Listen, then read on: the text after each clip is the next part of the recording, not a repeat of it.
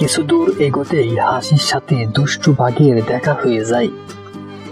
আরে হাসি যে, তা তুমি কোথায় যাচ্ছ? আরে মামা, আমি তো ব্যথানাশক লতা খুঁজতেছিলাম কিন্তু পাচ্ছি না। তুমি কি ব্যথানাশক লতার সন্ধান জানো? এই তো সুযোগ, এই সুযোগ আর হাতছাড়া করা যাবে না, এখনই কাজে লাগাতে হবে। আরে হাসি, এই ব্যাপার তাহলে? আমি তো জানি ব্যথানাশক লতা কোথায় আছে। কোথায় আছে সেই লতা, বলো না আমায় মামা। চলো আমি তোমাকে নিয়ে যাই, আমার সাথে এসো।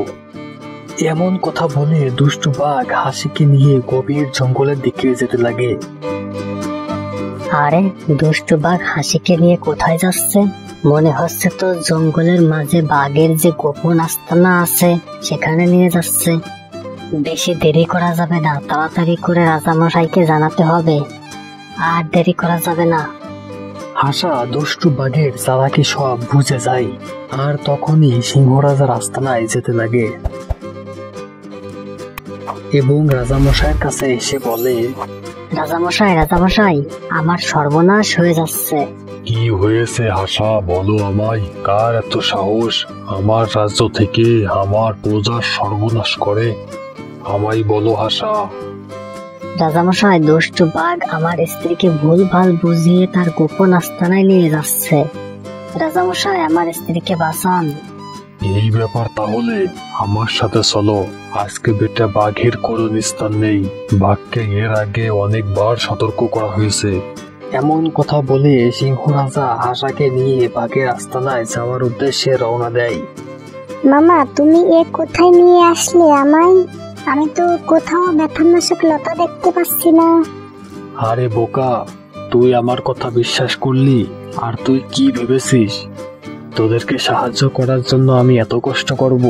মিথ্যাবাদী বেঈমান, তুমি আমার সাথে প্রতারণা করলে আমি তোমায় কঠিন শাস্তি দেব। আরে তুই কি শাস্তি দিবি আমায়? আমি তো তোকে এখনই খেয়ে ফেলবো।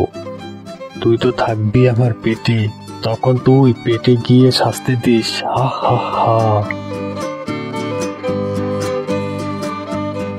আরে রে রে হালুম, রাজামশাই আপনি এখানে? বেটা তোর জন্য আমি তো ঘুমিয়েও শান্তি পাচ্ছি না। রাজামশাই আমি আবার কি করলাম যে কারণে আপনি ঘুমাতে পারছেন না? তুই তো সব নষ্টের গোড়া। তোকে এর আগে আমি লাস্ট ওয়ার্নিং দিয়েছিলাম, তোর কি তা মনে নেই? মানে মনে আছে। তাহলে তুই এমন কাজ আবারও করলি কেন? এর শাস্তি কি হতে পারে তা তুই নিজের মুখেই বল। রাজামশাই এবারের মতো ক্ষমা করে দেন, আমি আপনাকে কথা দিচ্ছি আমি আর এমন কাজ কখনোই করব না। রাখ তোর কথা, এর আগে তুই এমন কথা আমাকে বহু শুনিয়েছিস। আজ তোর নিস্তার নেই, আজকে তোকে শাস্তি পেতেই হবে। তোর শাস্তি হলো এই পাশে যে জলাশয় দেখতেছিস, এই জলাশয়ে গলা পানিতে নেমে দাঁড়িয়ে থাকতে হবে তোর 7 দিন।